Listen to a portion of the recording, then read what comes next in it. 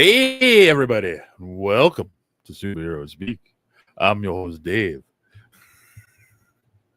I'm the other host, Don. And I don't know why I'm talking like this, but I kind of enjoy it. So maybe I'll talk like this for the whole show. What do you think?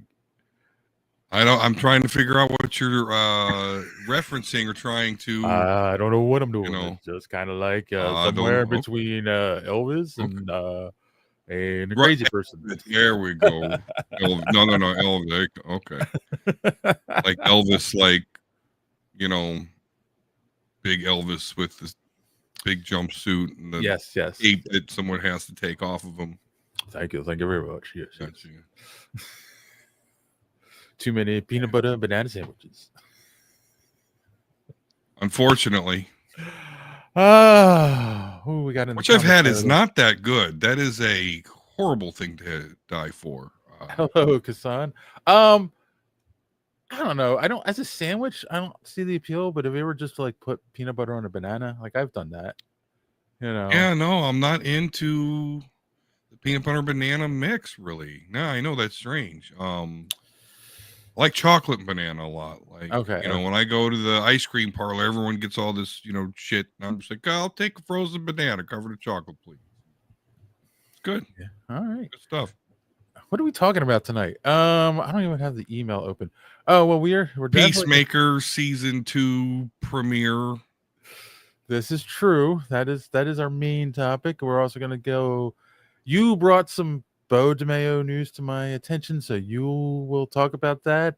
Okay. We got some Highlander casting news and some Beyond the Spider-Verse news and some casting news for Brand New Day. So yeah, that's what we got to talk about tonight. I think that's a decent show. I forgot to turn Spidey on.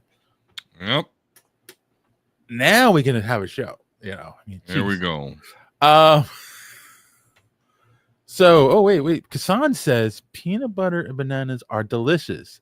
They say you don't like the combo. Are you low on tea? On tea. No, I got all sorts. I got Lipton. I got, all sorts of tea. No problem with that. Okay. So how have you been since our? That's HIPAA protected information anyway, Kassan. I'm sorry. Yeah. How am I? I've just been working a lot, to be honest with you. But it's Fair Week. I don't know, which of our viewers have their county fairs in their state or city, but we're a fairly rural place, so ours is pretty big here. And nothing makes a hot August summer day better than expensive fried food that'll destroy your wallet right before it goes for your gut. All with then in the background the smell of animal feces in the air. And we don't even shy away from the source of that feces smell. We actually go into buildings with a bunch of the things that make the manure that we then have to navigate our children through as we walk behind their behinds, most of them clearly with several pounds of feces that recently dropped. So hey, here it's my wife's thing, man. It must be some sort of nostalgic thing with her. Mm-hmm. So I just have to suffer, the feces particles once a year. So we go with it. We used to have the Pennsylvania State Fair there used to be a horse racing track.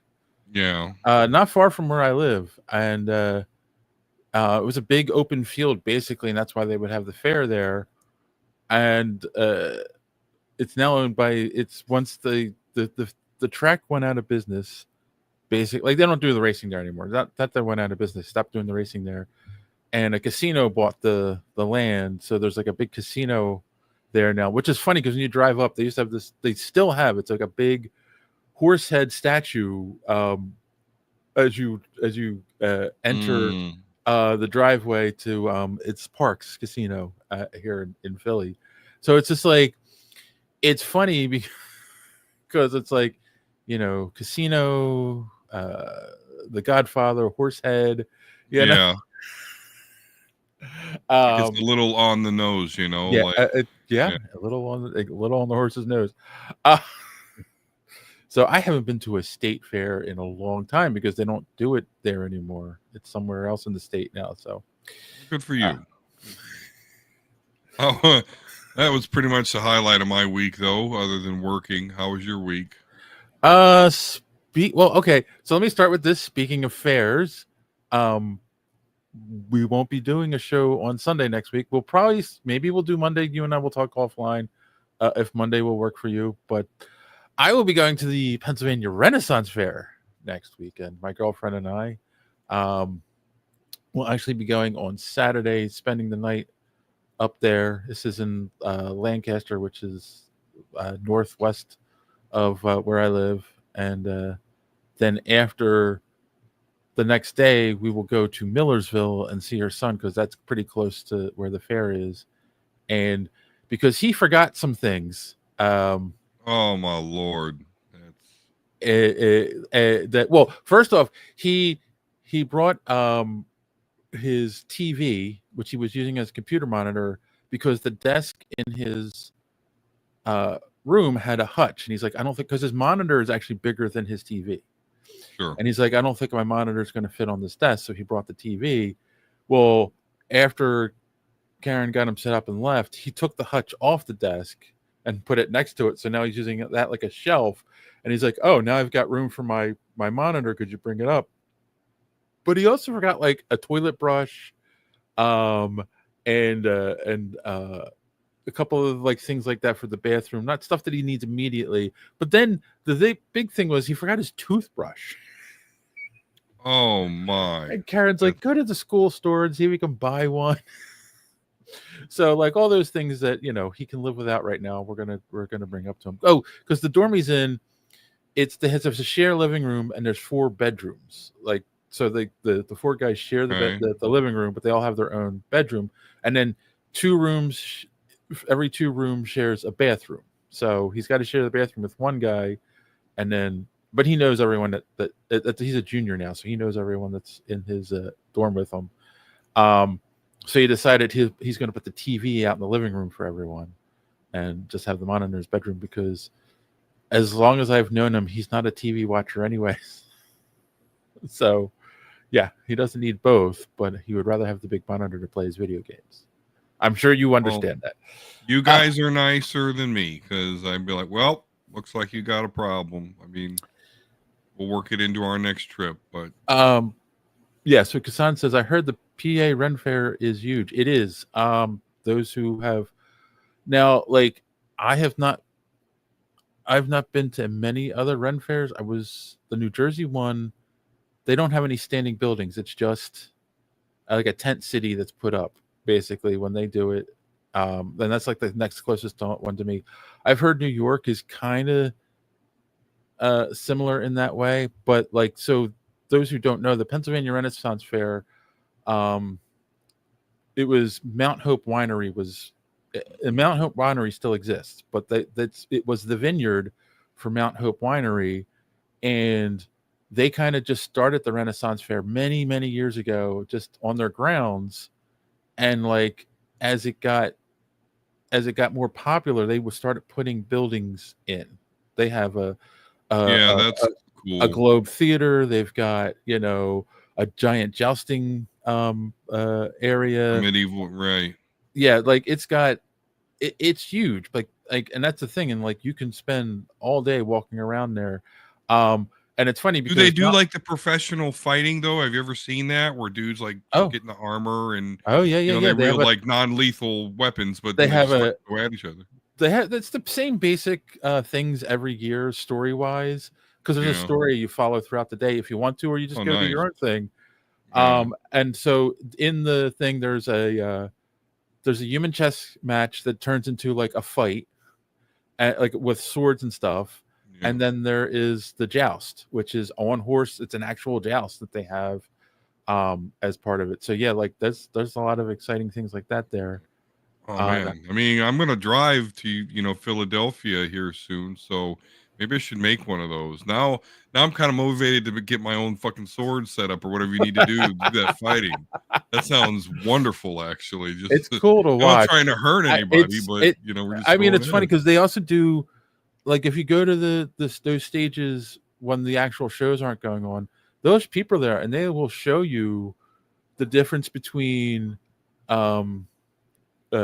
costume quality, stage combat, and actual combat weapons, and they have some of them there that you can see. And like, Yeah. the actual combat swords are so heavy, you don't realize, like, it's hard to pick them up.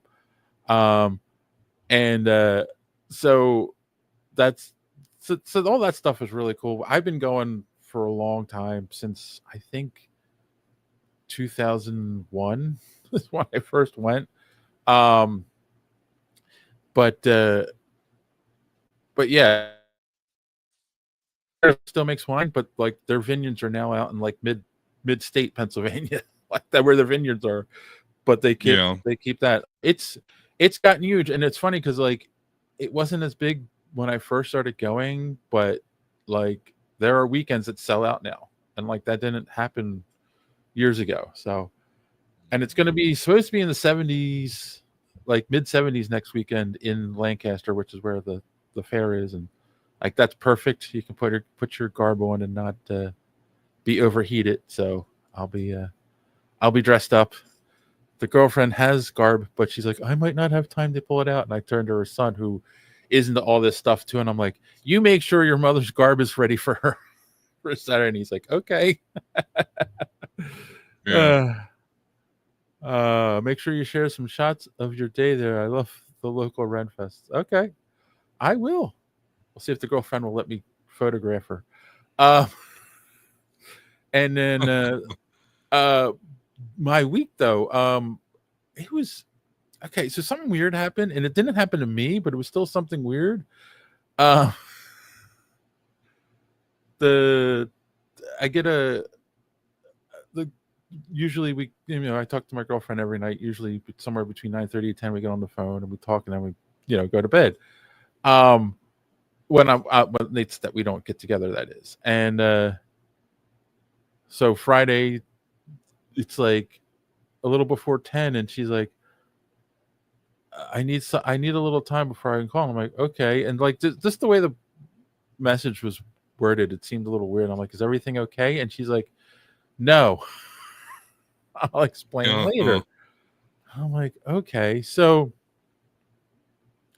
not to drag this out too much, I get on the phone with her, and her ex, who, not to get into too much detail, but he's not a great person. Right? Like he's got issues, and ended up getting on drugs and all this stuff.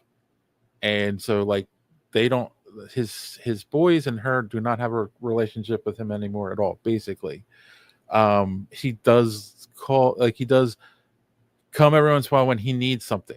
He'll call or reach out, but like other than that, he doesn't make an effort with them, and they don't make an effort with him. But during the day on Friday, his cousin reached out to Karen, like, have you talked to him in a while? And she's like, no, somebody in their family had passed away, and they wanted to see if he wanted to go to the funeral with them, but no one could reach him. Like going on for days, no one could reach him.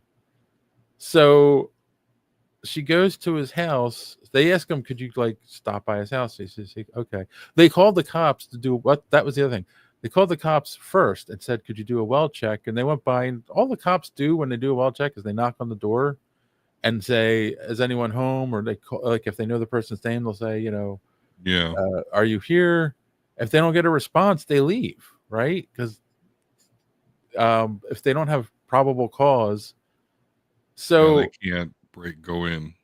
So they told this to Karen. She's like, all right, fine, I'll go by, because unfortunately his house is only like 5 blocks from where she currently lives. So she went over with her son. They knocked on the door, nothing. And they know that he mainly uses the back door to go in and out. So they went to the back door and they were knocking. No sound. But what first freaked Karen out is he has a dog, and the dog will start barking when someone knocks on the door. And she was calling the dog's name, and like he'll like cry because she knows him. Like they had him before they broke up. It's an older dog. Nothing, no sounds, no nothing. So now she's like, well, that's weird. Then he has two cars. Both cars are in the driveway, and both cars have the back window busted out. So exactly. Then it starts getting weird. Then she's going around the house and noticed there is an air conditioner in the bedroom window and it's on. And they both notice a smell coming from, like, because the air conditioner pulling hot air out of the house, that circulates air. That's how an air conditioner works. And they both notice a rancid smell. This is like seriously starting to sound like a GTA mission that doesn't end well. I was thinking it sounds like the start of like CSI. Sure, yeah, dun dun, yeah, or something Law and Order, yeah, Law and Order, yeah, like a Law and Order episode or whatever. So she leaves. She doesn't know what to do. She leaves because she doesn't have a key to the house anymore. She can't get in. So she goes back and she contacts the cousin and tells him what's going on. And so they're like, okay, well, what will, and then in the meantime, the cousin had contacted someone who's like a close friend of his, and they talk all the time. And they asked him, have you heard from him? And he's like, no, I haven't heard from him in like 10 days. So bad job out of the police officers, BT Dubs. Like they, I guess, I don't know, bad job, but like I guess you're really right when they don't do nothing, because you would think that part of the well check would be like, oh, the cars are here and the windows are busted out. Like you would think that would be part of the report. Okay. And Karen also noticed, not reassuring. Karen also noticed on the windshield of one of the cars, like under the windshield wiper, there was a note. So she took the note, and it was a guy. So her ex is does HVAC, and he's got his own business. Like he does it himself. He doesn't work for anyone, and he has a few like customers, like loyal customers. And she took the note, noticed it was from one of the customers saying, I haven't heard from you in a while, but I really need you to do a job. If you oh man, yeah, get this note, give me a. So she says all this to the cousin. The cousin said this friend hasn't heard from us. So she's like, all right, well, tomorrow I'll go to the 5th district, which is the police district and where they live. And I'll just go and talk to the sergeant and be like, here's what's going on. I think there's something really wrong here, and can someone like help me figure out what's going on? If you got to break in the house, fine, I'll pay for any damage or whatever. So that was her plan. But now remember, her plan was to get up early and do this. I talked to her Saturday morning, and the cousin said, can you wait? Because remember, the whole thing was they were going to go to a funeral, and that was yesterday as well. So can you wait till after the funeral? Okay, fine. Then all of a sudden, this is where I don't know. Listen, I do not recommend that she go anywhere near that place at this point. That would be me. I recommend the same thing. So, okay. Wow, this story's going on way too long. But then all of a sudden, Science Theater. Then all of a sudden, she's telling me at the funeral, the cousin must have said something. Now everyone that has Karen's number is texting her. Do you know what's going on? Blah, blah. And it's like driving her nuts. So finally, she gets a message from the cousin saying, oh, the friend that she had contacted, who said he hadn't heard from him in 10 days, said, oh, he got a hold of him. He's got a new number. And he texted him and he replied to him. So, everything's okay. So the cousin's like, give me the phone number. And she texted him, and she got a reply back that was just like, "Oh, I'm busy right now. I'll talk to you later." So I'm busy busting out my windows of my car. so All right, it's so like everything's all right, but I don't think so everything's so okay. so at that point we're still like, Karen and I are talking, we're like, I think he's dead, and the friend had something to do with it, and now he's like trying to cover. That's what I'm telling you. Yeah. That's exactly what it looked like at that point. Then finally, the aunt went to the house, and apparently he was there. And she told everyone, "Oh, he's fine. I talked to him," and she even like took a video of him and sent it to people. So I don't know. It's really weird. He apparently made some comment about, "Oh, I wasn't talking to anyone because no one talks to me," and like some kind of stupid thing. And it was just like, I don't know.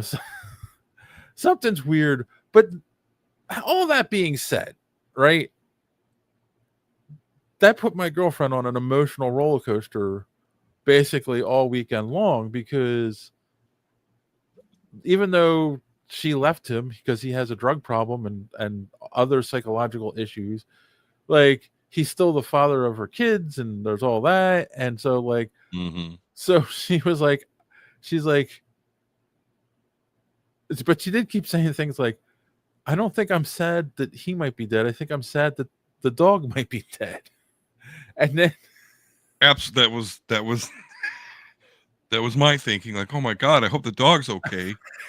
and then she was like, she said it's weird that like when I got that video, she's like, "Is it wrong that I was um just kind of a little relieved, but then I became angry, and I was more relieved that the dog was alive because he's holding the dog in the video." It was just like, yeah. So she was just like, but like the thing is too, you know how like you get nervous energy in situations like that, you go around, like she went out and like mowed her lawn, like she wasn't planning to do it, but she had all this nervous energy to burn up, and she was like running around doing all this stuff. And then once she finds out he's okay, and then sees that, thing, like there's a release, and then she was just like tired the rest of the weekend. So Yeah. so that was crazy. It was nuts. Well, there's still the car window bashing bandit out there. I said, I said, there's no explanation for that. That's what I said. I said, the fact that he's alive actually raises more questions Right. than it answers. What was the smell? Why is his windows broken out? Why did he just disappear for a weekend and leave an air conditioner on in his bedroom? Like, what? Why were both cars there, but him and the dog weren't? Right, exactly. Because, like, from my understanding, he's not the kind of guy that would go somewhere where he wasn't in control of getting out of the situation. Like, he would take his car, and so yeah, I don't. It's really odd. So yeah, that was what I know what I was dealing with for the last couple of days. Oh, and then I wanted to mention this at the top of the show. Anyone who follows, oh geez, my brain is going. Our friend, James Burton. James Burton, our good friend James Burton, good friend of the show, creator of Ballad of Nod that we praised. We've had him on the show to talk about it. Anyone who isn't subscribed to his newsletter, I'm subscribed to his newsletter, of course. I haven't seen him post anything in a while on Facebook. He's usually pretty active on social media, and he sent out a note, and it said was that he had a stroke, like in his newsletter, and that he can't draw right now. He's been having difficulty even just typing, and he said this obviously will delay the book, and he apologizes to anyone who's waiting on the next issue. But we're just worried about our friend. We don't know if you're watching, James, but we wish you well and speedy recovery. And if there's anything that we here at Superhero Speak can do for you, let us know, and we will try to help. But I know you don't want anyone else drawing your book, so I don't think either of us can draw that well. Yeah, I mean, I watched the video on that, and yeah, he's definitely got a long, road to go. So Yeah. I'll be praying for you, sir, and sure, anything we could do to help the process, please.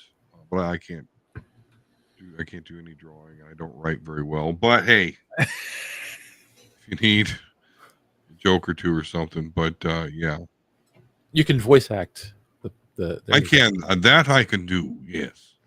Yes. So yeah. All right. Yeah, way to bring the show down. Sorry, people, but Listen, it's important, you Yes. know. Let's real quick. Let's do a box office update on the two movies that we've been following. Let's start with Superman, since we will be talking about Peacemaker. Superman at this point has grossed $604.4 million at the box office worldwide. Comparing that to, which I'm shocked that it, like, I didn't even think it was going to break 600 because it's now on streaming. But, and of course, everyone keeps saying, oh, but Man of Steel made 670. It's like, okay. But again, we talked about this a lot on the last episode. And James Gunn has come out and said that the numbers that are going around about how much I had to make a profit are ridiculous. It's not as high as people think. And and realize between David Cornsweat, I'm going to forget actors, so forget it, but David Cornsweat, the Lois Lane actor, and Lex Luthor, sorry, Andrew Holt or something like that. They only had to pay Nicholas Holt, sorry. I think he got paid like $1.5 million. And I want to say like Cornsweat and the actress for Lois Lane got paid like $750,000. Something like that. So $3 million right there for your lead. So this movie is absolutely a success, and I'm really kind of ignoring any thoughts otherwise. Because, like I said, they're making another one. It's I had a friend who messaged me actually today and was like, "Did you watch the new Superman movie? I'm actually watching it now because they waited for streaming, unfortunately." And I'm like, "Yeah." They're like, "Oh, it's really good." It's like, "Yeah, you should have gone to the theater." But she doesn't go to the theater much, so not anymore. People are, if they don't have to pay for it, they won't. And then the other movie that we're following, Fantastic Four: First Steps, is at $490 million, making it the highest-grossing Marvel movie this year. I mean, great movie, but I can definitely see this one. I mean, it's successful. I'm sure it made at least a little bit money, but I know that one probably had a bigger budget than Superman. Oh yeah, sure. Even if I'm sure. Admit it. Yeah. So that's part of the problem, is that it definitely is. That I think is probably going to lose money. Yeah. Yeah, I mean, they can't pay RDJ, for one scene as Doom. It tells you something. They can, but they chose not to. The rumor is that is him in the suit at the end of the movie. That would be so stupid. It would be. God. So, but I mean, again, the rumors, and these are rumors, and there's so many. Yeah, I mean, is that's where Doomsday begins, is at that scene. So we'll see. See what he does to Franklin. Yes. A reality warper more powerful than the Scarlet Witch. Mm-hmm. Yeah. Anyway, just offer him candy. Mutant, by the way. Well, although that was kind of retcon, but anyway. It's more recent. He spends most of the time as a mutant. But see. Oh, I opened up a can of worms. Here we go. Okay, wait. I want to. Yeah. Let's do this. I want to argue that the term mutant is used way too strictly in Marvel. Because I guess so. Go ahead. Anything that changes you physically is a mutation. Whether you're born with it or something like going through the Van Allen radiation belt or being bitten by a radioactive spider changes your physiology, it's still a mutation. So technically, every superhero with powers is a mutant. Absolutely. But there are specific ones that have the X gene. It's literally, do you have the X gene or not? Okay. That's everything you said. The reverse Skywalker from Last Jedi, but everything you said in that sentence is correct. Is Gene's clone an X gene? But I like that. All right, that is first class.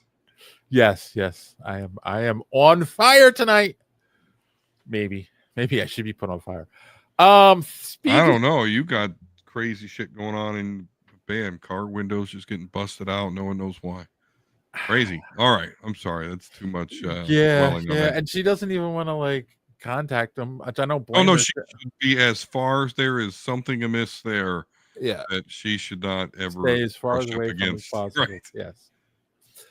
All right. Well, speaking of things that should be set on fire, let's have Darth Don tell you where you can find more superhero speak. Darth Don here. You must subscribe to Superhero Speak if you haven't already. And if you have already, make another account and subscribe again. You also will like this video. And while you're on the HoloNet, go to superheroespeak.com. Find the links to our merch and purchase one of our shirts. Don't skimp on the shipping, or else I will trap you in a box with an agitated gundog named Brie Larson. I would just force lightning you, but we don't have that in the effects budget. Now, back to the show.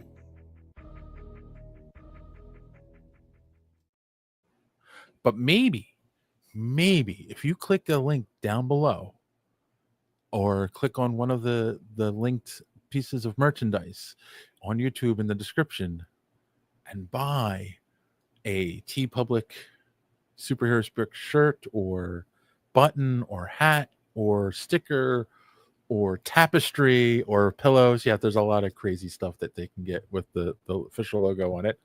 Oh man, I'm gonna get some pillows. Let's see how we could raise the effects budget and have Darth Don force lightning you. Just think about it. It'd be better than the fire effects that Dave suggested before. Yes, much better. Because unfortunately, fire effects are quite easy. But I think that's why people get lit on fire, because they try it. And we want to do that. Because I don't think Darth Don has a fire extinguisher force power. So I have to stop, drop, and roll. All right. Let's move on to the news.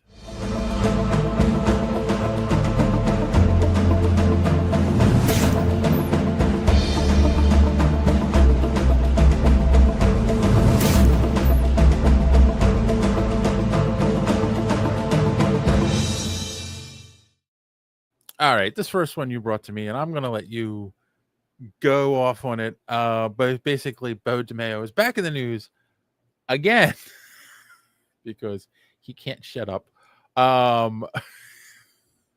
He put another long post on X, basically explaining, he was let go from Marvel because he didn't see eye to eye with the powers that be over there, and they didn't like what he was saying and had to offer, and it's creative differences type arguments. And it's just like, dude, you had an OnlyFans, they didn't like it, you didn't want to take it down, so they let you go. Like, let's be honest.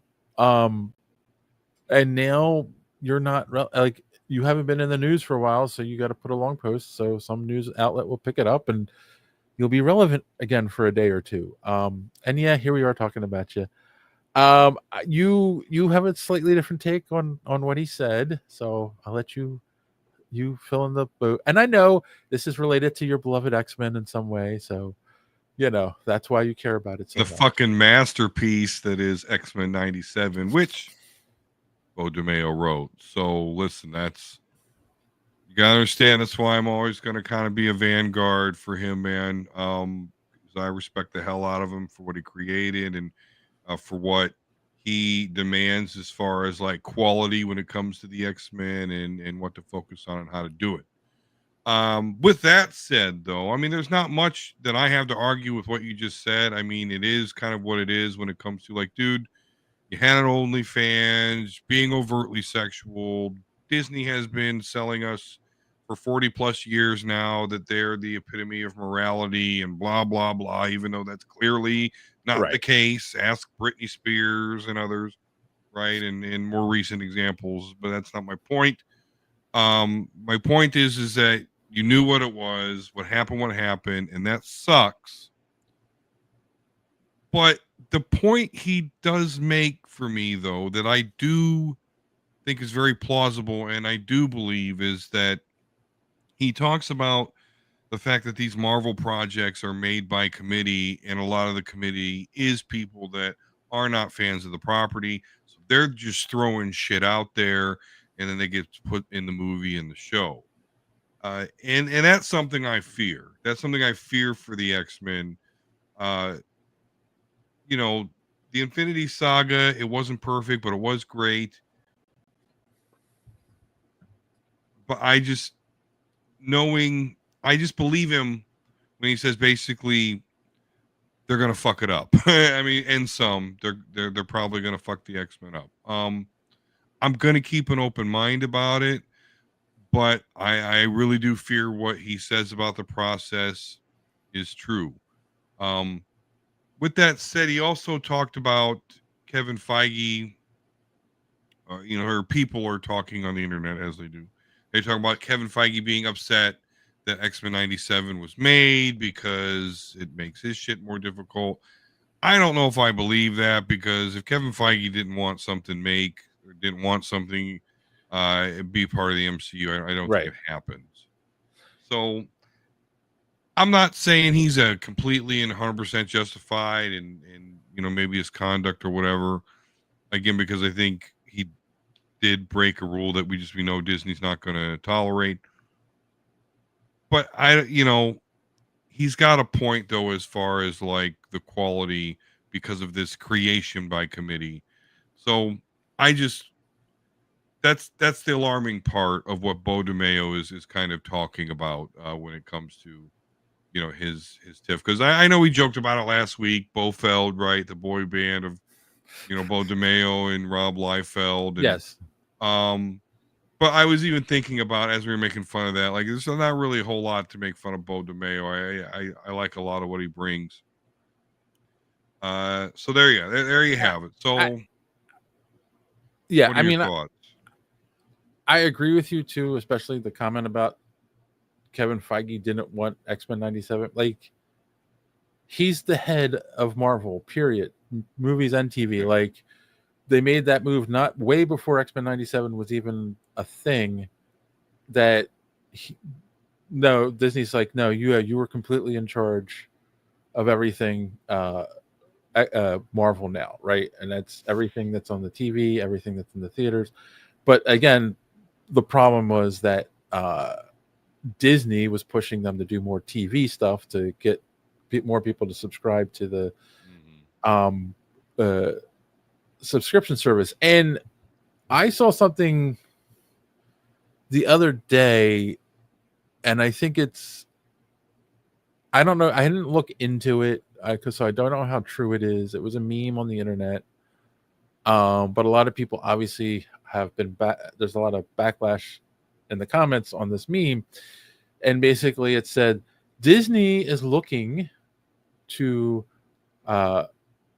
for original or to buy a male-centric IP to attract more boys to Disney.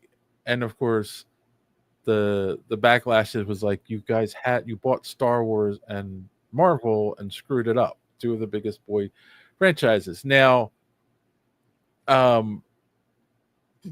Is it true? It's not. Is it true or not true? I don't know. Like I said, I didn't look into it. It was a meme on the internet. I feel like if it was true, it would have been in all the trades. We would have seen it on the sites that we frequent. But I do think there's a grain of truth in the fact that Disney has been. I think that's where the problem lies. Is Disney steps in and says, "Oh, you got to do this. You got to do that." I think.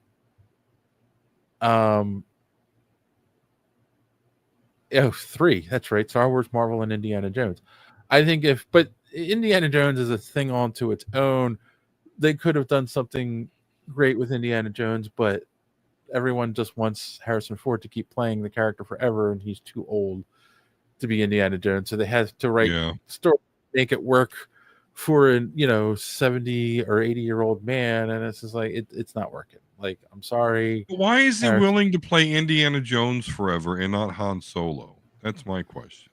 Anyway, I don't know, because Indiana Jones is his favorite character, not Han Solo. I know, Han. I know it hurts. Stupid. It hurts you to the core. Indiana It hurts me to the core. Doesn't have a Millennium Falcon. Doesn't have a best friend Wookiee. Or a friend who has the Force. Yeah, right. Han has got the better life. But that being said, I do think there is influence from interference from Disney with the Marvel stuff. The idea of like, oh, let's push more stuff on the streaming service. Let's oh, this movie did well because you had 3 Marvel characters in it, as opposed to just being an Iron Man movie or just being a Spider-Man movie. So from now on, let's have multiple characters in every movie. And I think that has hurt them, because instead of writing a good standalone Spider-Man movie, we have to be reminded that he's part of this bigger universe all the time. And I'm not saying that Spider-Man movies were bad, but like, we don't need Iron Man in every Spider-Man movie, Yeah, I think Marvel got a taste of that with the Infinity Saga, and we all dug it. We all loved it. We watched the trailers and the end credit scenes and stringing together. Like we were all there. We all liked it. So that, and they really think that that's awesome, and that's what they need to do.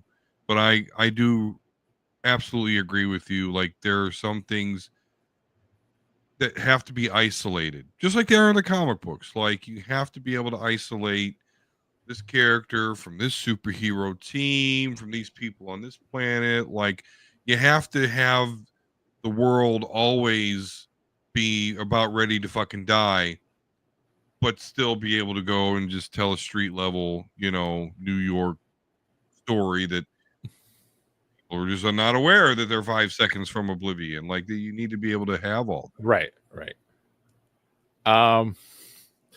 Okay, Kasan says there's an article out there, another podcast went over it. Disney made these IPs so weak and soft they leach the testosterone from any male viewer except Andrew. Okay, so now he's going to say that. Before he was saying, oh, you don't like bananas and bananas and peanut butter, so maybe you have low T. Like, you're I assure you, I'm not low on tea. Then Disney blames the stupid audience for hating their uninspired garbage that's softer than baby food puree. Bring back 80s action movies. I both agree and disagree with that. I think there are some good moments, but I do think let's be honest. I think one of the things, and this is a good example of like Feige is kind of listening to the audience. All of a sudden it was like, oh, here's Miss Marvel. She's going to be the most powerful character in the MCU, and she's the future of the franchise. And the audience is like, nope. Like, we're not accepting it. We don't like the characterization. Like, the movie was, I'm sorry, the movie made a lot of money, but one of the reasons that movie made a lot of money, the first Captain Marvel, is because it was billed as, oh, this is a prequel to Endgame, and you've got to watch Captain Marvel to understand what's going on in Endgame, and obviously you didn't. She shows up at the end, and in the end fight, and that's it. Yeah. And Well, you need to know why Thanos will punch her in the face, and it doesn't hurt her like that. Was just you could just say, oh, because yeah, you don't need to watch a whole movie that's uninteresting to learn that. But the audience, like most of the audience, was just like, nah, we're not really interested. And she isn't like they haven't made her the main focus for anything going forward. Like she got one movie where they gave her 2 supporting characters that no one knew because no one watched the TV shows. Yeah. So it's again, I feel like they're in some ways trying to listen, but there's a lot of bad direction coming from Disney. I think Kevin Feige knows what the audience wants, but Disney's like, no, you got to do this, and we own you. Darth Vader does what the fuck he wants, but when Emperor Palpatine says, no, you're gonna fucking do this, he does it because he knows he's gonna get smacked the fuck down if he doesn't. So that's just because because I don't really completely agree with the drainage of his testosterone and all that, blah blah blah. But I will say that them like shoving Captain Marvel down our throats was a misstep for 2 reasons in my eyes. First of all, in the comics at the time or right before that, like Captain Marvel was just a horrible character. I hated her. She was on the wrong side of the Civil War 2, which I read, when it first, it was happening every week, where she was like, no, even if Tony Stark and Beast, everybody's like, yeah, Ulysses, who had these visions, and they would just go arrest people based off his visions. Like she was told, like, no, it's not 100%. It's flawed. Oh, fuck that. Anyway, so they made her in a jerk in the comics, basically. And then they cast Brie Larson, that Gundark, Brie Larson. No, I'm just kidding. But they cast Brie Larson, who then went on like talk shows and shit. We're like, if men don't like it, they don't have to watch it and blah, blah, blah. So yeah, people were like, oh, okay. Yeah, we won't go watch it. And then they bring her an Endgame, and yeah, out of fucking nowhere, we're like, okay, we still don't like her. Right, and and she wasn't like the hero of Endgame either.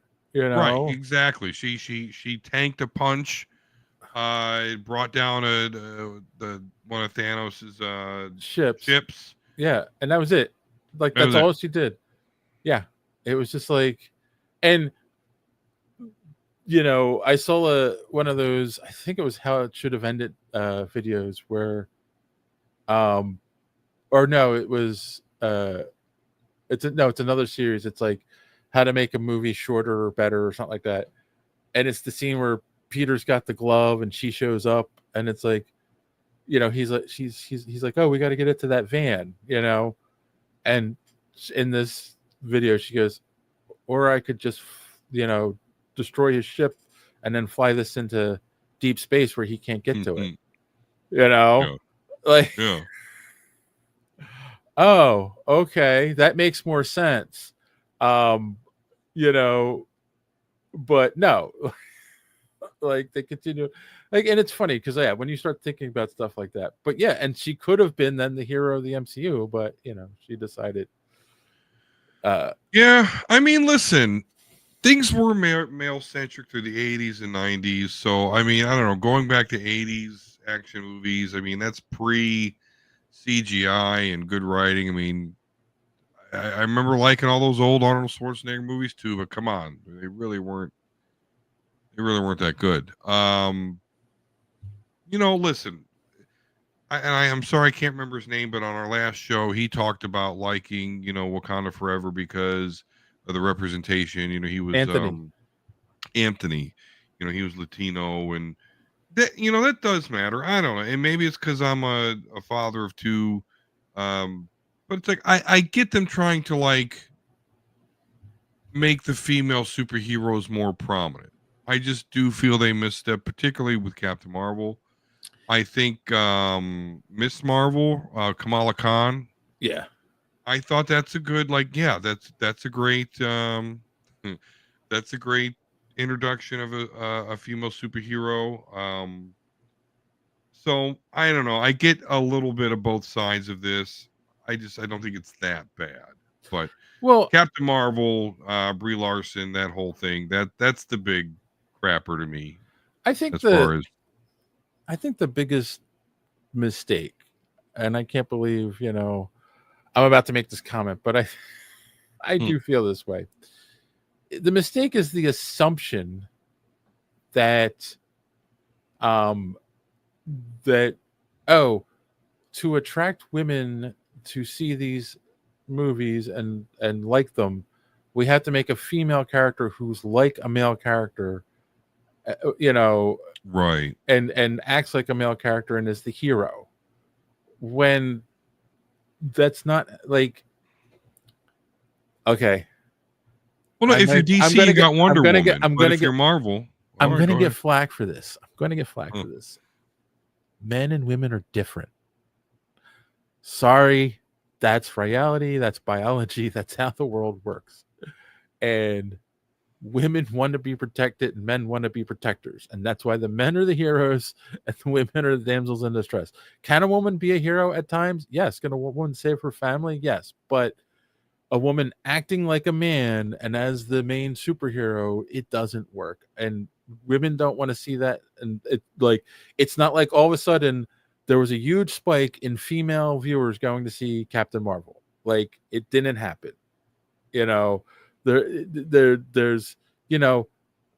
okay, are there little girls who might go, oh yeah, that's inspiring, blah blah blah, but at the end of the day, it's just biology. Like, men are designed biologically to be the protectors and women are designed to be protected, like, and be the ones who take care of the stuff at home, and the men go out and do the hard work. Like, that's reality. I don't care if you like it or not. That's how the world works. And that's why these movies are failing, because you're trying to tell us, no, that's not how it is. And people don't want to hear it. So send all your angry emails to don@superheroespeak.com. I mean, Dave. But I agree to a point. I mean, I think sometimes they overdo it. We're actually going to talk about that a little bit, that with Peacemaker, when we finally get to our main topic. Oh yeah, minutes into the show. Oh my god. Which, hey, I'm down for, but yeah, just Captain Marvel sucks. The whole way they did it. Yeah. I don't know. My girl's like Wonder Woman, and Captain Marvel's like Wonder Woman Light. Which I understand Marvel kind of wanting that, but I don't know. You got fucking Storm and Rogue, and you've got Natasha Romanoff, and now then look at the successful launch of the other Black Widow. I can't remember, from Florence Pew Pew, that one. I can't. Yelena. So yeah, they just forcing shit, man. That's the problem. Don't force. Yeah. I've heard many women have said that to me. Don't force it. So San says, on a side note, my daughter is a little younger than yours, Don. Do they love Epic as much as mine? I haven't heard this, so I don't know what that is. No, what they've been talking about, what is this Demon Slayer something? K-pop Demon Slayer, something like that? Yeah, K-pop Demon Slayers. I don't know, they're new fancy. I don't. That's it. Bluey still. All right. Okay. Next article. A little bit of casting news. Karen Gillan has been cast in the Highlander reboot. Don't know if she's going to be playing. Probably going to be the love interest. We'll see. That's what the article claims. We might go through fast because great. That's what she's going to be. Okay, good. I really got no thoughts on that. But yeah, I read this article, and so Dave, you talked about this. We're like, nothing's been confirmed, but now it looks like we're confirmed. Yeah. We got Batista's Kurgan, Russell Crowe, Ramirez. So looks like that stuff's confirmed. Yeah. We'll see. I'm waiting for a trailer, or like even when they start filming it, things that start coming out there will be more solid. Yeah. Yeah, I mean, Karen Gillian, I like her. You know, Nebula. She was the Doctor's companion. She was You in know, Jumanji. that's right. She was in the Jumanji movies, the new ones with The Rock. So Their midriff always exposed. yeah, well, you know, got to give the guys what they want. Uh, Well, we do make the world go round now, don't we? yes. That's why we make more money. Oh, I'm gonna get shot for that. Uh, all right. I've been shot with a nail gun twice, ladies. How many times did that happen to you? Oh, I'm done with that. Spent one all summer right. as a carpenter's laborer. It's my fault. I was dumb. My Spidey's going to turn off here soon. Oh, it did. My Superman painting fell because it fell to Man of Steel. Anyway, the tape was loose. All right, Beyond the Spider-Verse finally gets good news. They have started production. They've started recording. The voice cast has started recording. So we've got who is it? Miles. Miles. Oh, Shemek Moore and Jaleel Jerome, who are the voices of Spidey and Prowler, have started recording. So that's something. I mean, I the thing that always bugged me is because when the second movie came out, they claimed that everything was almost done for the third movie. And then I remember that, yeah. And then it was like, nah, we haven't even like recorded the voices yet. It's like, well, that's the first thing you do, you know. So I don't know what happened because, like, you know, I mean, I know there's stories about the animators weren't treated right and whatnot, and they were fighting for better working conditions and all this stuff. And like, okay, but like, why did it take so long? It was one of the biggest animated movies ever, both of them. Like Sony's right.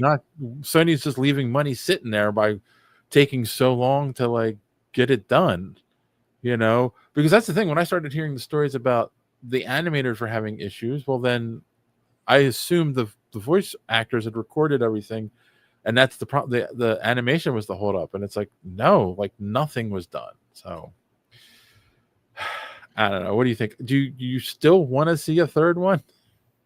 I never saw the first two, so how? Yeah. How? Because you're not a Spidey guy. I know. Right. Well, you're just wrong. Yeah. Yeah, I've got to watch them at some point, but the interesting part to me is, and what makes me almost think like maybe I shouldn't watch it, maybe it doesn't matter, but I know how successful those movies are. Right. I know how much they've gripped the younger audience. Right. And how popular they are with the youngins. Miles Morales is a new character that you introduced and caught fire. So, yeah, knowing that our world is ruled by money and greed, corporate greed, like how does it happen where they've got this pile of money just sitting there? Right. You've already got 2 of these done. So how hard can it be to make a third? So, yeah, I don't know. I just, knowing what I know about business and again corporate greed, all that, it's boy, it blows my mind. How are they not shit or get off the pot, man? You know, and that's the thing too with movies like this. It's like if you're just starting to record the voices now, animated movies take longer to make because you've got to record all the vocal parts first, then the director's got to figure out which takes to use of those, and then you've got to animate to those voices. And I mean, granted, it's all computer animation now, and I'm sure a lot of the assets still exist somewhere. But there's always AI. No.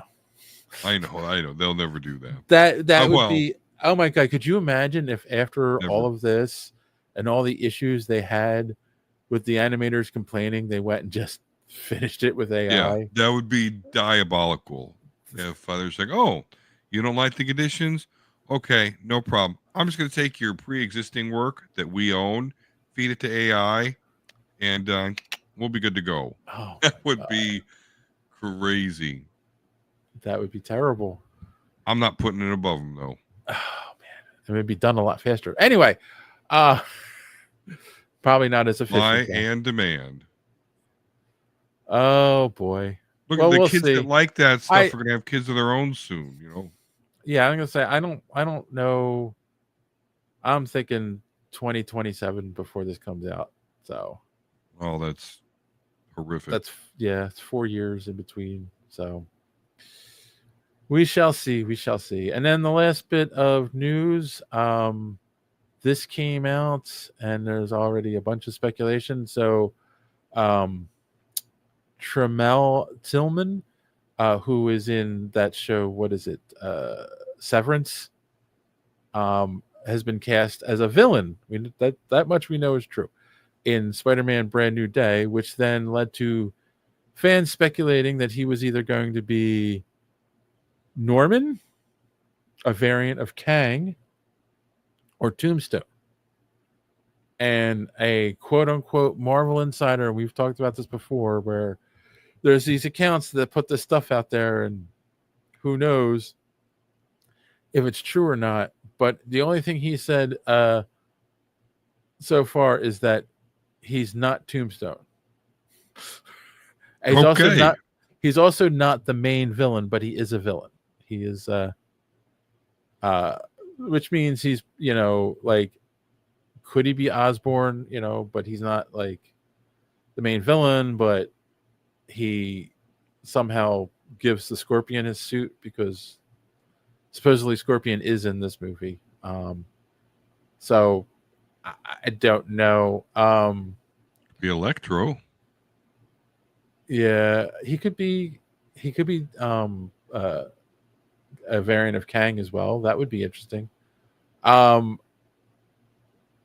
So, it'd be interesting, and I know they're not going to do Kang. I think they're trying to steer away from him as much as possible.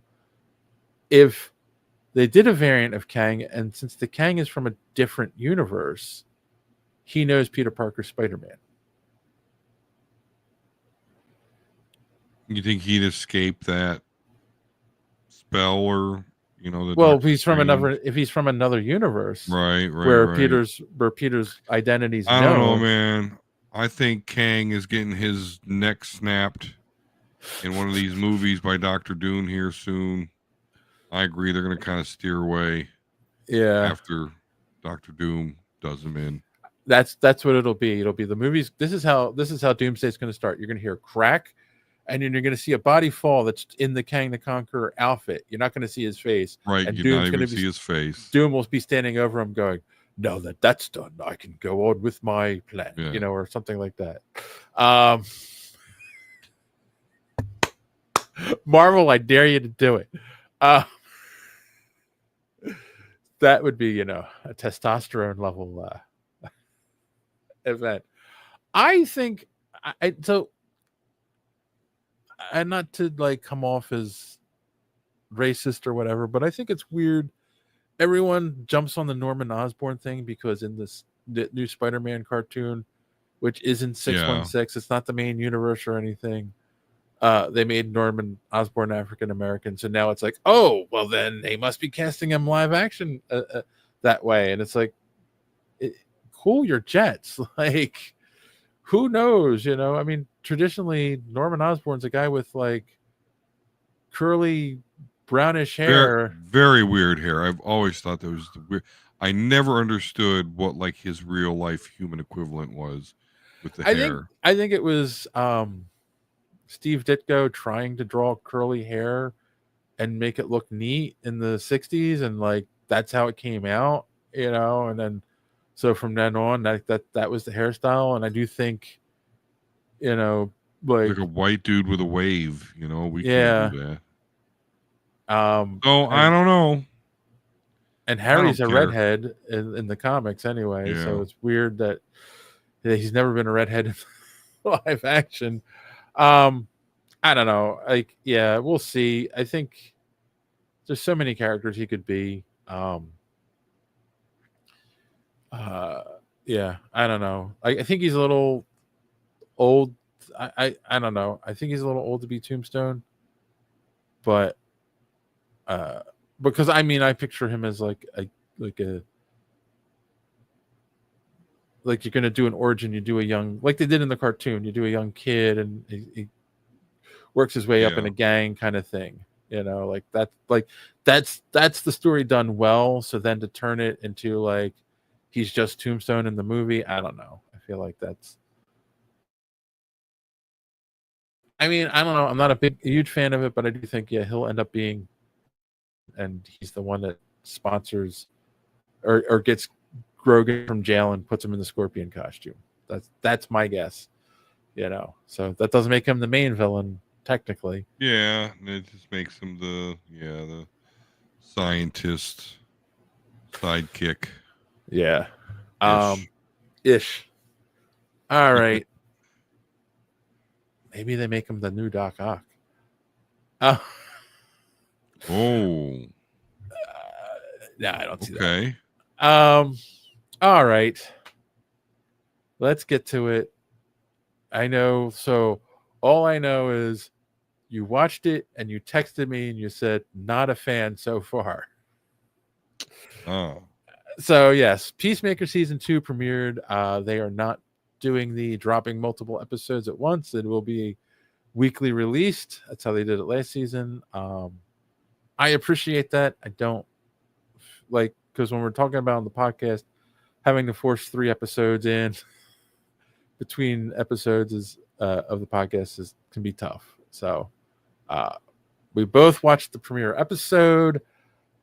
Quick synopsis. It's obviously after the events of the first season, where Amanda Waller's daughter, I can't think of her first name, revealed to I just the want world. to call her Adamame, but I know that's not it. That's a food.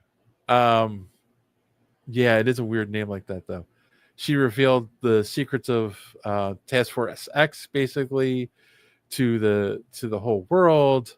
So basically, they all lost their jobs, and now Peacemaker is kind of like living on his own in his dad's house. But that pocket dimension thing where his father hid stuff in the first season, we now find out in this season is, sorry, my eyes are itchy all of a sudden.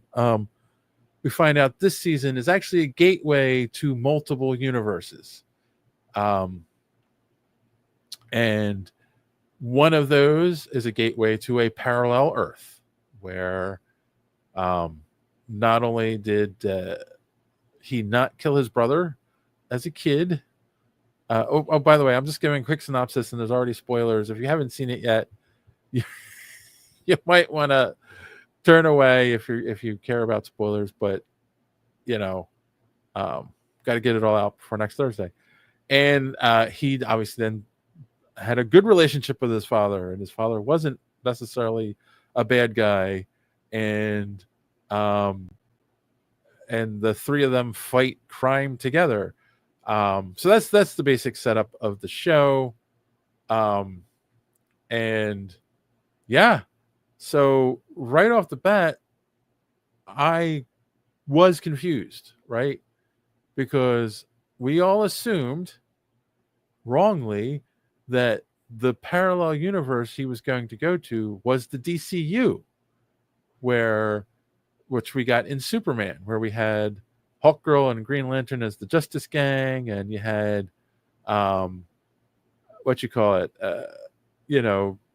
it's a different universe, right? And that's how where there was a Peacemaker there, and there's a Peacemaker in this universe, and now somehow he'll end up crossing over to that universe or something. Like maybe do something Rick and Morty. Well, they are going to do something Rick and Morty-esque. We'll get into that in a second. But no, spoiler, they changed the end of last season, so where they saved the Earth from the alien invasion, and he's walking out holding Harcourt, the female Harcourt, the female agent, James Gunn's wife. James Gunn's wife, and he walks up, and in the first season it was Superman and Aquaman and Wonder, like the Justice League, the Flash, the Justice League were standing. Yeah, and Aquaman and the Flash talk to each other. That the whole he has sex with fish joke. Now they changed it. Same ending, except it's the Justice Gang with Superman standing there.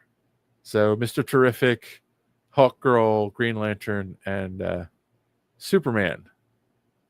And they say Justice Gang instead of Justice League. I'm like, really? Really? You're just going to be like, yeah, he's been here the whole time. Just going to retcon it. We're going to retcon it. After you just did it. Yeah. I mean, technically. Like, yeah. And I have a feeling that's one of the things you had an issue with right off the bat. Am I wrong? Yeah, absolutely. That is a major crowbar bullshit retcon that I do not appreciate at all. And I will probably always kind of think about this when I think of like, hey, is James Gunn doing a good job with the DCU? So, yeah, no, I agree. It puts a stink on the whole show going forward. It's just like, yeah, I liked this property. This was my property. I'm keeping it. And yeah, it was just here the whole time. Like, you could have written it so much better, but go ahead. Weak. No, it's just that right there, right off the bat, is just super duper weak. I'll kind of talk more about this as a whole, I guess. But yeah, no, I'm with absolutely. That was my first major thing. Like, you're just gonna pretend like if somebody sits down to watch Peacemaker 2 years from now, the very last episode, they're gonna watch this. It's retconned. It's dumb. I don't know. Yeah. No, and I think it's also going to it's confuse people unless they go back and redo the last episode. They can do that. They could just stitch in that. I need to see if that's happened. If that's what happens. You're right. They totally could do that. I got to see if that's what they do at some point. We'll report back on that. They may have. That's the thing. I think they might do that. So yeah. So that was the first like major thing. So, like I said, he's living in his dad's house by himself. The funniest thing was he's sleeping, and his pet eagle Eagly wakes him up. And he's like, oh, I don't want to go outside. So he goes into that pocket dimension thing to let the eagle fly around. And he's standing there, and like this alien comes out of a door, and he's like puts something in like a trash shredder, and he's like trying to say hi to him, and the guy's just ignoring him. The alien's just ignoring him. Yeah. And he goes back into his door. So like that's where you get, oh, okay, there's multiple doors leading to multiple universes. And then Eagly he can't find him, blah blah blah, and he's like looking around for him, and then he sees he's not in the same spot, but sees a door that looks like his door, and he puts his code in and opens, and he goes in, and it's a house, like a really nice house, and there's pictures of and there's a key to the city, and there's like news articles and stuff hanging up, your typical TV shorthand of like, oh, he's a hero in this universe. And then of course his dad, played by Robert Patrick, walks in and goes, hey son, you okay? And he looks at him, he's like, you look like you've seen a ghost. And then he runs out and closes the door, which I mean, I get it. It's a comedy action show, but like wouldn't his dad like open the door and like said, "Hey, what's wrong? What's wrong?" and what saw him running away, like, Yeah. you know, especially because they're now establishing that they had a close relationship. So anyway, then it's later that day. What's her face? Waller's daughter. Hold on, let me bring the cast up. Is it Leota? Is that the character's name? She picks him up and takes him to an interview, and the interview is to join the Justice Gang, and we get Sean Gunn, James Gunn's brother, as Yep. Maxwell Lord, heading the interview with Green Lantern and Hawkgirl there with him. If you saw the final trailer, it's basically the same exact scene that was in the trailer, where Right. they're asking him a question, and then he's got a switch that's supposed to mute them, but it's not working. So they're like talking garbage about him while he's sitting there, and he's trying to answer the questions and like be all serious, and they're like ignoring him, and they're talking about burritos and Yeah. and whatnot. And And Guy then finally- Gardner's flat butt. The Guy Gardner's flat butt, and then finally he's like, "Am I supposed to be hearing you?" And they're like, "What?" And that's when they realize like it's not working. And he gets mad, he barges out, and then he leaves, and he's like, "Those guys are jerks," and blah blah. Which basically we're setting up like we do in many sequels, whether it's a movie trilogy or a TV show or whatever. All the characters are in a crappy place than they were at the end of the last season. They saved the world, and you think they're going to be heroes. No, like they disband the Task Force X. That's why Peacemaker is trying to join the Justice Gang. The friend, her girlfriend kicked her out because everything going on. Then you had Hardcore was fired. She's being told she's too.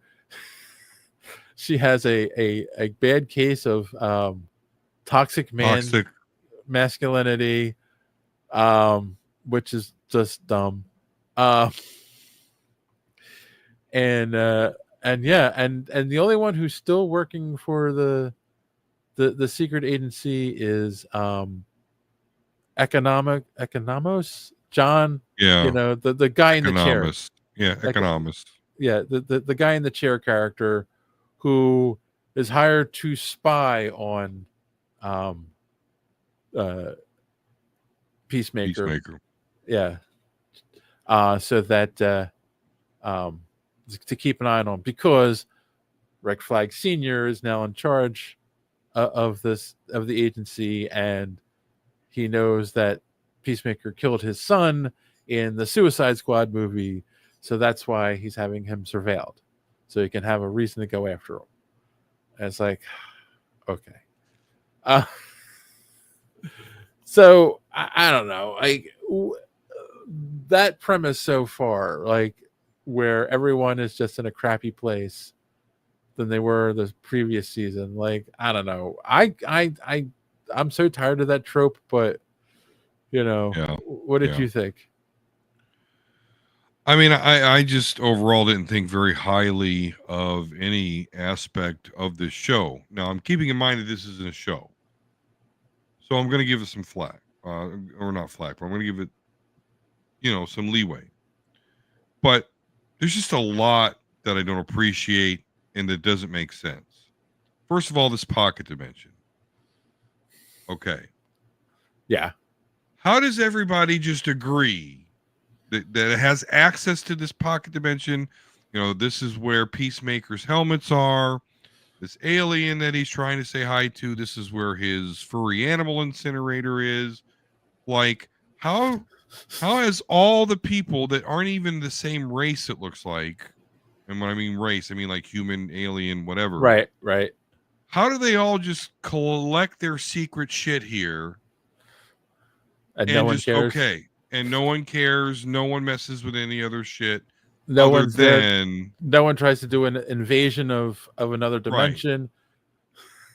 Other than what you mentioned, when the Peacemaker we know of finds the alternate dimension where him and his dad get along, and his brother's still alive, and they're all vigilantes. You know, so that right off the bat, I mean, I kind of assume we're going to learn a little bit about that, but it really makes no sense that there's just all these people have access to this pocket dimension, and they've just somehow, without even being able to communicate with one another, don't mess with each other's shit. They all know we're like, yeah, no, that's just there'd be a war going on in that pocket dimension.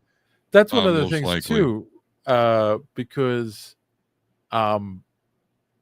there's many doors, right? It's not like it's not just the one alien we saw and the alternate Earth. Like there's another Peacemaker. There's tons of doors there, so there could be many different universes, and like who built it, right? Like did Peacemaker's dad build it, or did he just find it? You know, I don't think that's clear.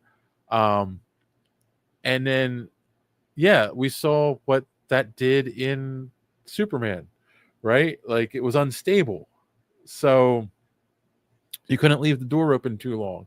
It was causing issues and all this stuff. So it was just like, so you set up rules, and now you even said this is the same universe as the movie where you set up those rules. Because that's the whole reason he's being tracked by economists, is because they detected his entry into this alternate universe, which now they're all freaked out about because they reference the shit that happens in the Superman movie. So they've absolutely used this to say, no, there's no way around it. This is that same universe. Which also brings me to one of my issues. And I mean, you can argue the same thing with season 1. You had to see what you call it, Suicide Squad, to fully understand Peacemaker season 1, and now you had to have seen Superman to understand some of the references in the very first episode of Peacemaker season 2. You know, I mean, and granted, you had to have seen the last season too to understand. Which, if it's a TV show, you should have had to see the last season. But having to see an outside thing like another movie, I also feel is a bad move. You know, I think this whole thing is a bad move. This whole effort to tie this Peacemaker property that was clearly from the last universe to bring it over to this universe. But I'm going to talk a little bit more about that as we get farther in. So I digress. So one of the things, though, like that, I mean, it shocked me because and maybe it's been too long, I don't remember anything this graphic in the first season. So Peacemaker's at home, and he's sad about, this current state of his life. Well, and particularly because him and Hardcore banged. Oh yeah, and he's okay. Trying to have a relationship with her, and she doesn't want a relationship. She's being the typical annoying character. Like, I hate the character Hardcore. I do not like that character. Because of the way, because Peacemaker is a little bit of a sympathetic character in this show. I'll give him that. So there's no reason she's has to be as fucking mean to him as she does. But yeah, I don't get James Gunn's humor. I do not understand why he would think that, okay, so Peacemaker, he got rejected. So what he's going to do, he's going to go home. He's going to do some coke. And then all of a sudden there's going to be like a graphic orgy happening all around. How does that make you feel? He's not even having sex in this scene. He's sitting on the couch while somebody's next to him. Well, having sex. There's all sorts of dongs flapping. Go ahead. I'm saying that's the other weird thing. He's the only one that's dressed, and there's and who are all these naked people in his house? Like, how does he just summon an orgy? It doesn't make sense. And like at first, I thought, oh well, maybe he's just high, and this is some kind of like drug induced illusion. Right. But Economos, Yeah. because he opens the door to the pocket dimension, which then triggers Flag to say go investigate it. So he runs and looks in the window and sees the orgy going on. So what was really happening, and I'm like, this is weird. This scene Yeah. makes no sense because of that. It's almost like, oh, we just want to show you that this is an adult show and it's hardcore. It felt like something. Right. It felt like something you would see in The Boys, not something you expect. That's from exactly a DC property. what I was gonna say. This is, to me, I took it as a couple of things. I'm gonna get a little bit deeper into this, so strap in. But I thought, okay, he's just trying to outdo the boys, with the big snake dick scene and Homelander, jerking off in the middle of the sky. But then I start to realize, like, because he made Superman, and I like Superman. There's just a couple of scenes in there I was like, that's a little bit too James Gunny, but okay. But with this here, this guy really must have some sort of fucked up sense of humor where he thinks like, I mean, literally, this is not porno because it doesn't show up close penetration, but otherwise it's porno. I mean, there's nothing left to the imagination. There's I don't know if he finds male butts and dongs flapping about like super hilarious, but I'm kind of starting to understand why at some point Disney was like, yeah, I think we're going to fire you. I know it was over some dark tweets and shit that was so long ago, but I'm kind of starting to side with Disney here. Like, no, you still have this fucked up sense of humor. Yeah. And it's, so as much as I hate this, and I do, if I was not on this show, if this wasn't something that my wife would watch, by the way, actually the first thing that pissed me off was the theme song, that they changed the theme song. My wife's going to be pissed. I haven't watched it with her yet, but that's another thing. But anyway, so as much as I hate this, I wonder if this is something that we have to let happen. This is really some shit that James Gunn has in his head that he needs to get out there. And I like Superman, so if we want shit not like this in the major DC movies and storyline shit, I think this is the product of that we have to let James Gunn, because he is human. Let's not forget. He is human, and he's got his whatever the fuck humor makes him think this was good. I guess this is where we got to let him do that so we don't have flapping dongs, in our Wonder Woman or Batman movies, I guess. Oh, my God. DC going forward. Can you imagine? Ugh. I mean, we already seen Bat Dick in the comics, so the precedent's already there. So let's not tempt fate. No, let's not go there. Yeah. Yeah, I agree. Because like and the thing is, he gives you a scene like that, and then that leads to Peacemaker, the scene where he's with his dad and his right. It's a heartfelt scene. Right, he goes into the pocket dimension. He goes to the alternate universe where, like, he's in that house, and then he's like wandering around, looking at everything, and then he goes out front, and a car pulls up, and it's his brother. His brother's an adult. He's alive. He didn't kill him as a kid. Which is funny because, like, I felt that was true to life. Like, even though his brother died when they were like teenagers or whatever, preteens, like he would have recognized his brother as an adult. Like I do feel that felt right.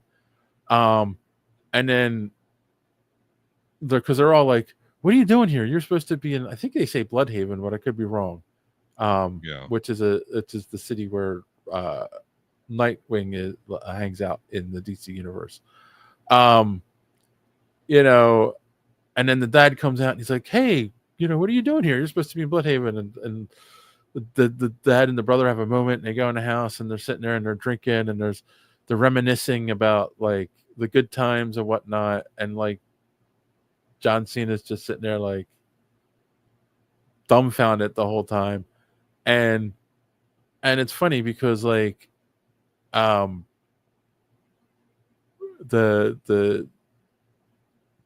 dad gets up, the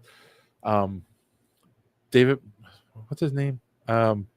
Robert Patrick. Robert Patrick, yeah, gets up, and I saw an interview where, if you watch, there's a bunch of like there's after stuff, and they talk about that like it wasn't in the script, but it is from to grab his ear. It grabs his ear and gives him a tender moment, which like the whole comment is like he didn't have that he never had that in his life before, and he's like, oh, good night, son, I love you, and then the brother goes to bed, he says good night to him and whatever, and then he starts crying, like it makes sense, like it works, but instead of like leaving at that point, he's then wandering around the house. He goes into his bedroom, he sees a picture of him and hardcore whatever her name is, like that's his ex, because his brother referenced, you should try to get back together with your ex, you guys were really good together, and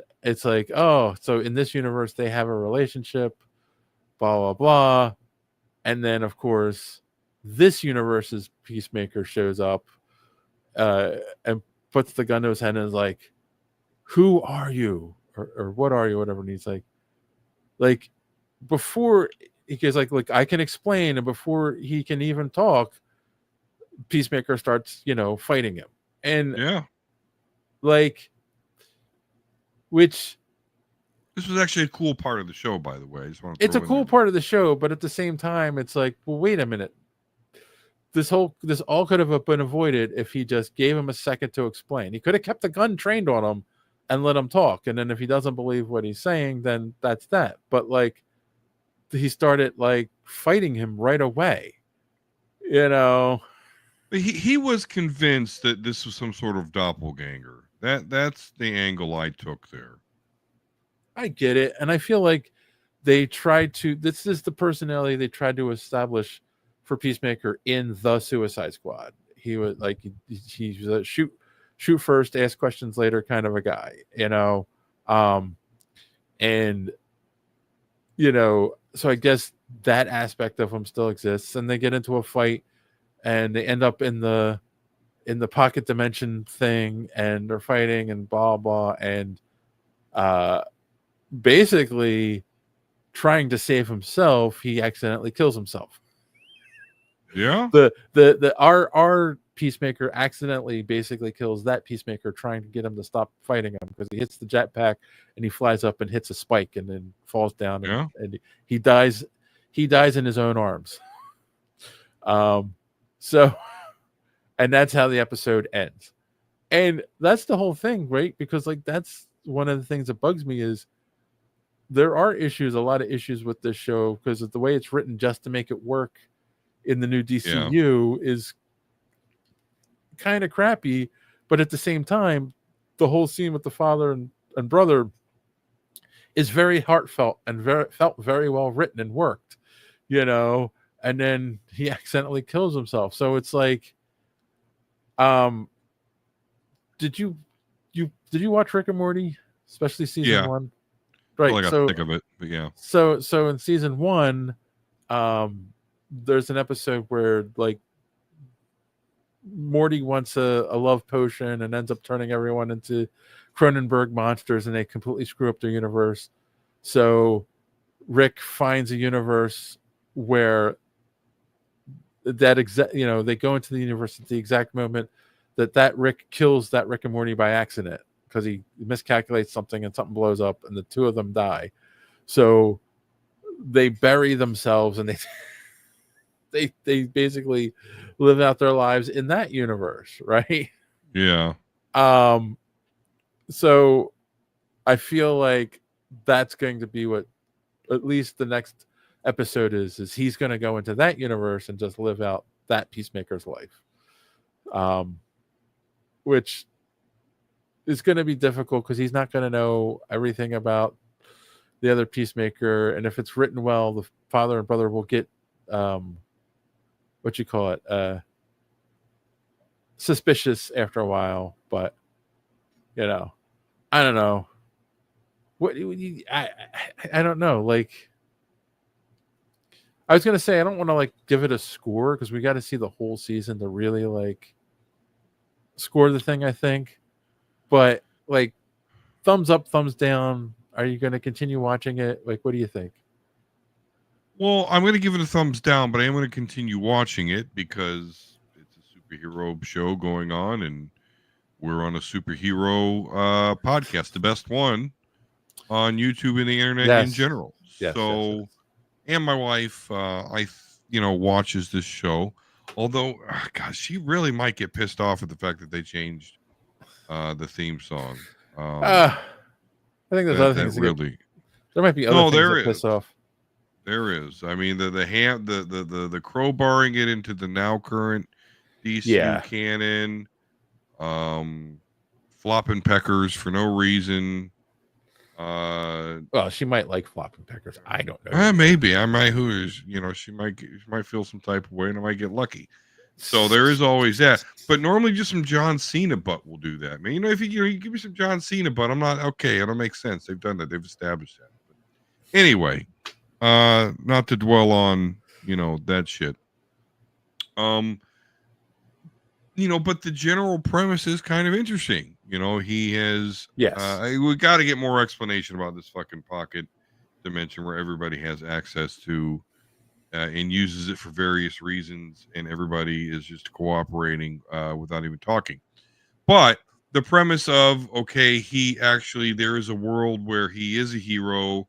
He does get along with his father. His brother is still alive, which was funny. I thought it was funny. The actor that plays Roy, I don't know his name, but Roy from The Office is his brother. And he killed the version of himself, and not maliciously. So, we can still root for him as a character, but through no fault of his own, he killed the Peacemaker from the timeline, from the universe that obviously he would just love to live in. And we've seen the previews where he's like, oh, this is an awesome. So, okay. I'm down with that setup. I just don't like anything else about it. And again, although I will continue to watch this, I really see this as James Gunn's self-indulgence through, casting his wife and brother. So it's a vehicle for him to do that. And is a vehicle for his obviously crude. I don't want to be too judgmental, but just I do not get James Gunn humor, and this is a vehicle for it. David Denman is the name of the actor from The Office who plays his brother. That's actually the one thing that we didn't talk about too, like the hardcore, like. Obviously, don't even get me started on that. Like, has issues, and to deal with the issues, she's going to bars and getting into hate that fights character. with men, and like that scene was stupid. It was stupid, but here's the thing: like, I don't like seeing a woman get beat up, but at the same time, it was the first time where like something like that was kind of believable. Like, a bunch of guys are overpower a woman no matter how well she's trained. It's just how life works, right? But she would not have survived for nearly as long as she did in real life. But anyway, beyond that, I don't care what situation you're in, but even if she did ask for it per se, at some point dudes aren't just going to let other dudes keep kicking a 90-pound blonde on the, as so the fact that James Gunn wrote it like this whole place was just like, oh, there's some very small lady over there just getting pummeled. All right, 2 more drinks, please. That's dumb. It was. I agree. Somebody would have stepped in and, even if they didn't know what was going on, would have protected the woman. Are my potato skins ready? No? Okay. No, I agree. And so, like, that's the whole thing, because you got stuff like that. You've got the sledgehammer, but then you've got the heartfelt stuff that worked, and like I felt for the character, because like you put yourself in a situation where like, this is the life you've always wanted, and your life is in pieces, you are going to be like, oh, I want to go see what's going on in that universe. So for that, I'm going to say thumbs in the middle. I'm not going to definitely say thumbs down yet. Obviously, we're going to keep watching it for the podcast. But yeah, we'll see. We shall see where this leads. I hope they do explain the whole pocket dimension thing. But until then, let's ask that question we ask every episode. What did we learn on the show tonight? What'd you learn, Don? Or you got a recommendation or both?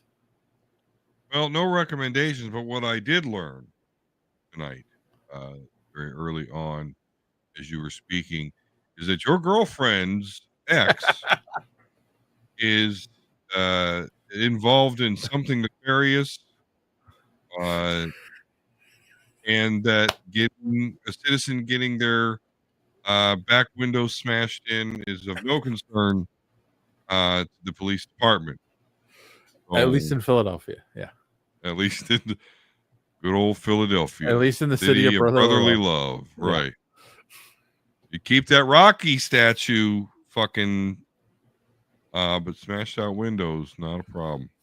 If I ever feel like smashing out windows, I'm going to Philadelphia. They don't care. Okay. All right.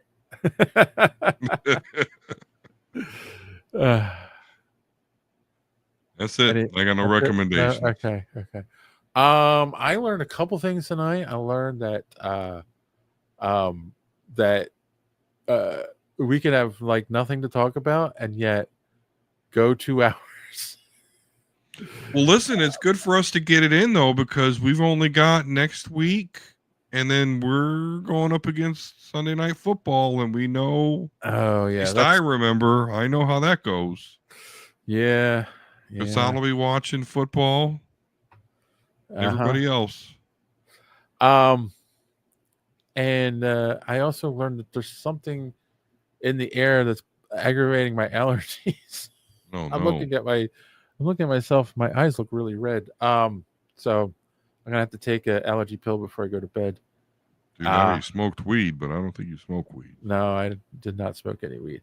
Because my eyes were fine when we started. I don't know. I got a fan that's blowing on me too. That's probably not helping. I'll try to keep you on my phone while I watch the NFL. That's one of our best guys, and yeah, he's gonna be checked out. I recommend that go check out Peacemaker, and let us know what you think of the show in the comments down below, and yeah, that's it. That's all we got. So until next time, as always, thanks for watching.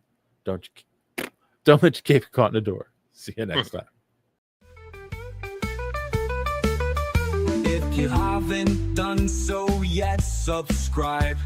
It really keeps this podcast alive. Smash the like button if you please. It gives us what we need. Maybe leave a comment or two. It's a really nice thing to do. And what